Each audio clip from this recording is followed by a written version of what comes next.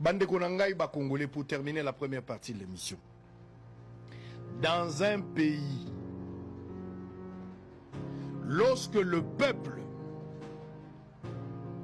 n'est plus en mesure de défendre ses droits et ses intérêts, ce peuple-là est mûr pour l'esclavagisme.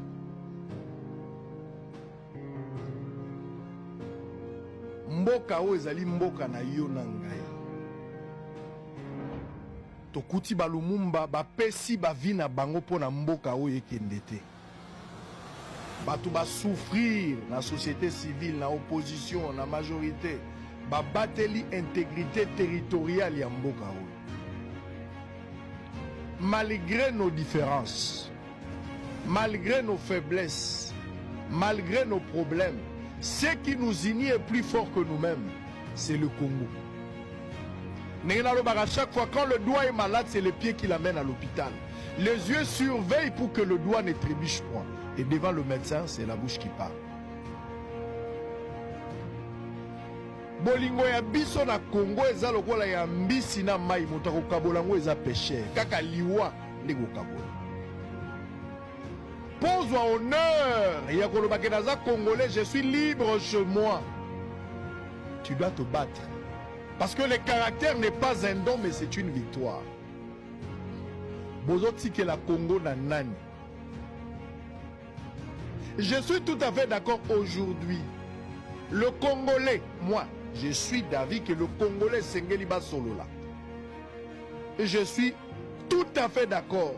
Kabila l'avait fait à une période. Tout ça lié élection en 2006. Bemba a eu élection, Seigneur Lobi Kabila Moutazu. Bemba Lobi et Moutazu. Masasi et Beta la Gombe Baïgo Tanzami Bakufaki.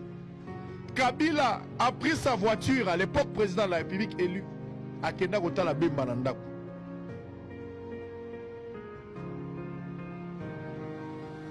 Bande Konangai, le chef de l'État peut parler avec tout le monde sans que vous ayez formé, il y a des prêtres, mais d'abord la unité. Parce que Tshisekedi aujourd'hui ne peut pas parler avec Fayoulou. C'est quoi le problème? Qui nous a ensorcelés? Est-ce qu'aujourd'hui le président Tshisekedi ne peut pas parler avec Fayoulou? Pourquoi il ne peut pas parler avec Kabila? Je vous avais déjà dit, c'est ma position. Je vous avais déjà dit que Kabila a géré ce pays. Il a été dans la formule de 4+1. Il a géré ce pays. Il a rencontré des problèmes avec le CNDP. Pardon. Il a rencontré des problèmes, il y a M23. Les autres ont M23. Il faudra, à mon avis, n'est-ce pas aux États-Unis et ailleurs, l'ancien président va rebelle, mais va bibliothèque. On peut continuer la succession. Parce que on va servir na poteau d'attache pour des leçons, pour l'expérience, pour partager, pour contribuer à leur intelligence par rapport à ma camp. Cette histoire de s'accuser, mon goût n'a pas poussé, mais ils sont continuer à s'accuser.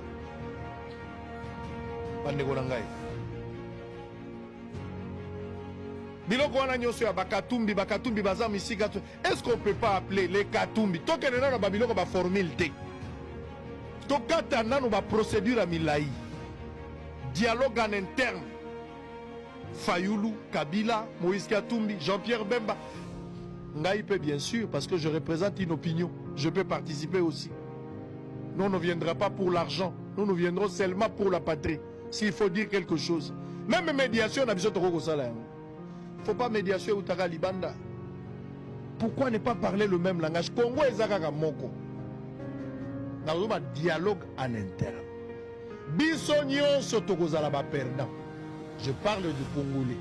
À moins qu'on soit à l'étranger. Si tu es Congolais, Bissonnion Sotokozalaba perdant.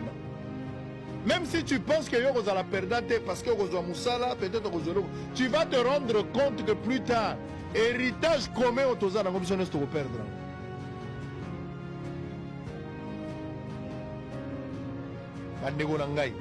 Il faut accepter de perdre la petite raison pour avoir la grande raison. Il ne faut pas Batouba gagner, mais c'est le Congo qui doit gagner. C'est le Congo qui doit gagner. Qu'on renverse le pouvoir. Et ça, en 97, Mobutu était parti. On connaît comment les choses ça se passe.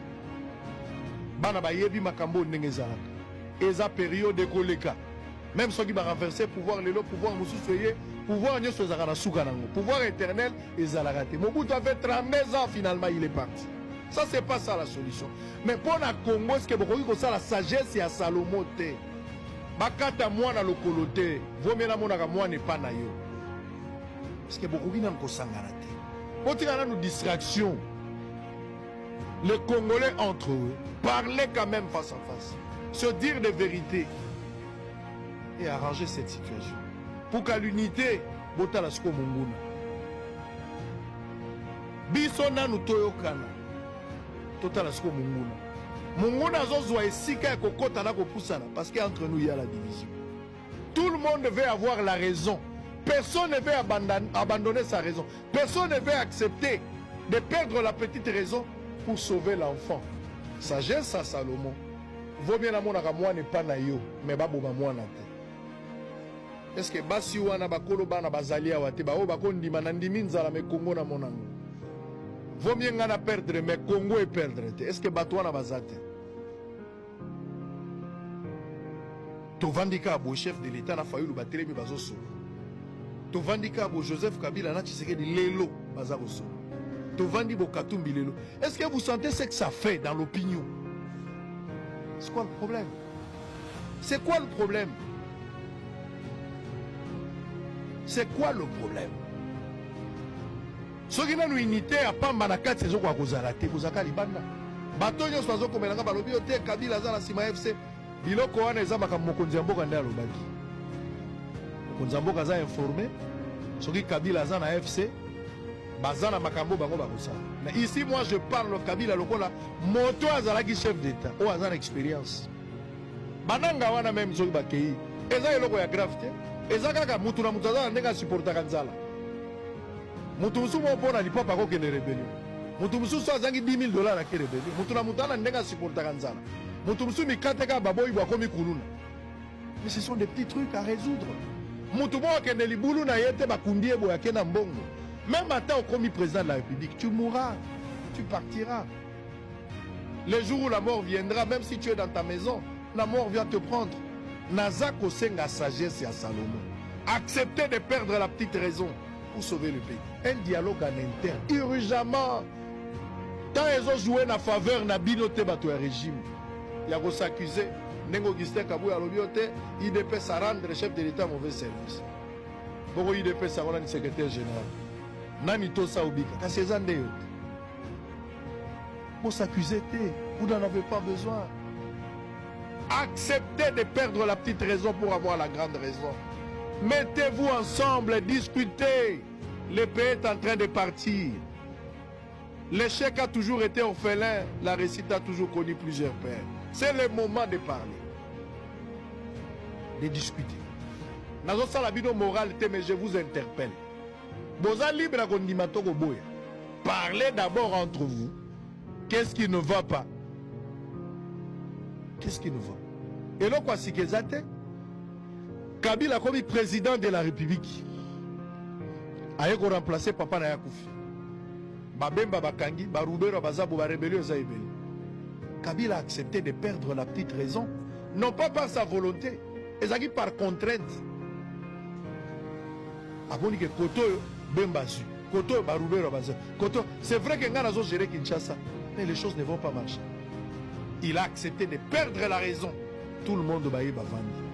Kabila avait perdu dans le temps la petite raison pour avoir la grande raison plus tard. On va salir 4+1. Après, on va organiser l'élection. Qui est resté plus fort? C'était Kabila. Accepter de perdre la petite raison pour avoir la grande raison. Je ne veux pas aller dans les détails. Bato Baza averti peuvent lire entre les lignes et comprendre. Wapi Basi Asa, Basi o Salomo akataki likambo. O bayaki na bana. Moto ayina mwana babi bakata kaka mwana toka bolabite. Yozo mwana na mona kaya tapa na yo. Ba comprendre mukolo mwana na. Est-ce que bakolo Congo bazali? Quel héritage vous allez laisser à ces enfants? À nos enfants, vous allez laisser quoi? L'isolo nini bokobeta période ngo ezalaka ndenge nini? Ezala période au Congo ezalaka balkanisé, ezala période au Congo babotolaka biso mboka. Et yaki période nini? Même l'unité, populariser la guerre pour permettre à la population de s'attaquer contre l'ennemi. Ça passe par l'unité en interne. Sans l'unité, vous n'allez pas arriver. Faites cette unité-là. Unité ko benga binobo benga nanga kota na ndaku. Bakosa ki okota na ndaku. Zonga makasi. Babanda ko yebisoni na nzela. Baloba na ngato bo mamutubo. Baloba ki to salabo. Baloba ki to salabo. Allez zonga kuna na sima. Bande kono ba kendo bunda. Faut avoir de la sagesse dans tout ça. On a besoin de la sagesse même. Si vous ne voulez pas les dialogues en interne, vous ne voulez pas vous parler en interne, Bolingi spectacle est désolant, alors les conséquences néfastes sont à la réelle. Advienne que pourra. Nous avons une guerre contre le Rwanda. Je ne vous demande pas de faire un dialogue avec le Rwanda. Ce n'est pas ce que je vous ai dit. Mais je veux voir cette image de voir chef de l'État avec Fayoulou, avec Moïse Katumbi, avec Matata Mponyo. Tous ceux qui prétendent être leaders autour d'une table, discuter. Ça va que Milaï.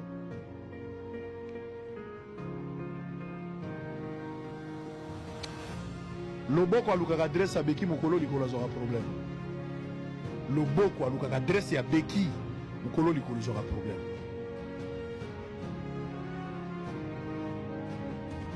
Tocha de combattre. Tozala na combat en interne, toza sous combat na libanda. Ya bitumbo kolonga te.